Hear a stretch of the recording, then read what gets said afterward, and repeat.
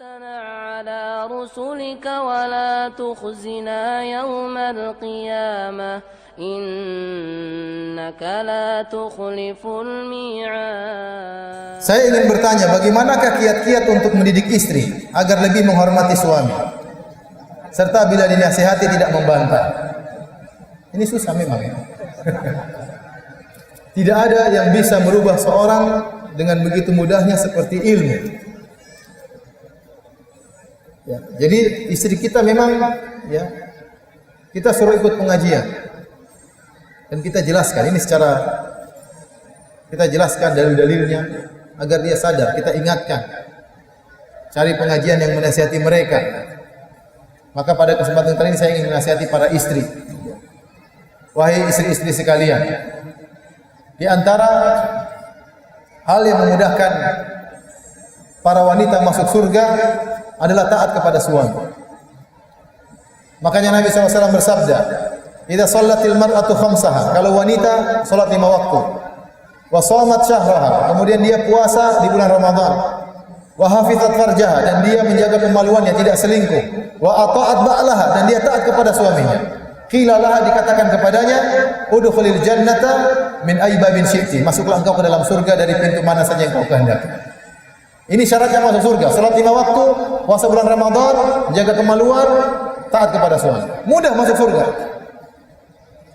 Salat 5 waktu, enggak usah salat rawatib, enggak usah salat tahajud, enggak usah salat sunnah, enggak apa-apa. Puasa Ramadan saja, tidak perlu puasa Asyura, tidak perlu puasa Arafah, tidak perlu Senin Kamis, enggak apa-apa. Tidak perlu Senin Kamis. Yang penting taat pada suami. Kalau sudah taat pada suami, suaminya ridho, suka dengan dia, suaminya sudah mengecap istri saya solehah, istri saya taat, berarti ini luar biasa. Maka dia akan diperintahkan masuk surga dari arah mana saja yang dia kehendaki. Maka para wanita ingat akan hal ini. Jangan suka mengangkat suara di hadapan suaminya. Sampai kalau suaminya mengecap dia, istri saya sangat tidak taat, ini bahaya. Oleh karenanya Nabi SAW menyebutkan di antara dosa besar adalah mengingkari kebaikan suami. Tatkala Nabi SAW sedang khutbah Id, kemudian Nabi maju ke barisan para wanita. Nabi nasihati mereka secara khusus. Kata Nabi SAW, "Ya ma'syaran nisa tasaddaqna, fa inna kunna aktsara hatta bi jahannam." Wahai para wanita, banyaklah bersedekah karena kalian banyak masuk neraka jahanam. 5 ya Rasulullah. Ada yang bertanya, kenapa ya Rasulullah? Kata Rasulullah SAW, "Di anna kunna takfurnal ashir," karena kalian suka ingkar terhadap kebaikan suami. Jadi antara bentuk pengingkaran, membangkang, lupa dengan kebaikan suami. Kalau wanita ingat pengorbanan suami, harusnya dia taat kepada suami. Dia tahu letihnya suami. Tapi kalau dia tidak menganggap kebaikan suami, bagaimana dia mau taat? Bagaimana dia mau taat? Oleh karena Nabi menamakan ketidaktaatan kepada suami, melupakan kebaikan suami dengan al-kufur. Nabi namakan dengan kekufuran, kufur kecil. Ini menunjukkan itu adalah dosa besar dan ini penyebab seorang wanita masuk dalam neraka jahanam, lupa dengan kebaikan suami. Maka saya ingatkan para wanita, ya, sungguhnya suami Anda adalah surga Anda atau neraka Anda. Ya, kata Nabi SAW, "Undhuri aina anti minhu," wahai sang wanita, lihatlah bagaimana kedudukanmu di hati suamimu. Fa innahu naruki au jannatuki. Sungguhnya suamiku adalah nerakamu atau surgamu. Ya. Maka ibu-ibu yang hadir dalam pengajian ini, semoga menjadi ibu-ibu yang salehah.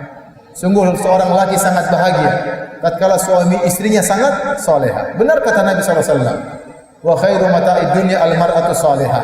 Sebaik-baik ya kenikmatan dunia adalah apa? Istri yang salehah. Kalau saya boleh bilang, seburuk-buruk perkara di dunia adalah istri yang kurang ajar. Kalau istri kurang ajar, suka membantah, suka bentak-bentak suami, tidak pernah berterima kasih, tidak pernah bersyukur, ini neraka jahanam yang disegerakan. Benar, tersiksa seorang hidup di rumahnya ketemu istrinya diomelin terus. Maka ciptakanlah kehidupan bahagia. Kita pun lelaki tentunya harus sangat baik kepada istri.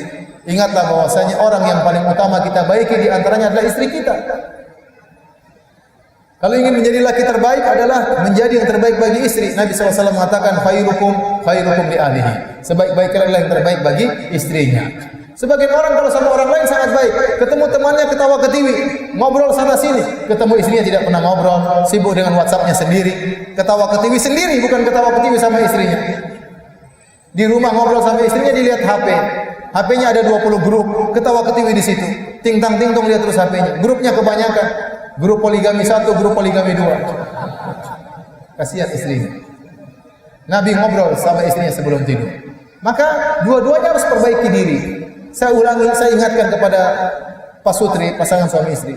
Kalau timbul masalah keluarga, jangan pernah menimpakan seluruh kesalahan kepada pasangan kita, jangan pernah. Jadikanlah kita bagian daripada problematika. Jadikanlah kita bagian dari permasalahan. Ini timbul permasalahan, bukan total salah istri saya, mungkin saya juga salah. Saya kurang perhatian sehingga istri saya jadi perhatian di tempat lain. Saya mungkin kurang kasih hadiah sehingga istri saya kemudian marah-marah terus. Coba kalau Anda punya duit belikan emas, mungkin dia nggak marah-marah. Bulan ini belikan gelang, bulan depan belikan anting kanan, bulan depan anting yang kiri. Insya Allah dia tidak suka marah-marah. Sebulan sekali ajak traktir makan, insya Allah dia tidak. Mungkin kita juga yang salah. Maka kita harus introspeksi diri, baik wanita maupun apa? Lelaki. Ada pertanyaan, bagaimana dalam hadis dikatakan barang siapa yang minum di telaga Nabi tidak akan haus. Lalu bagaimana dengan seorang muslim yang masuk neraka padahal dia sudah minum dari telaga?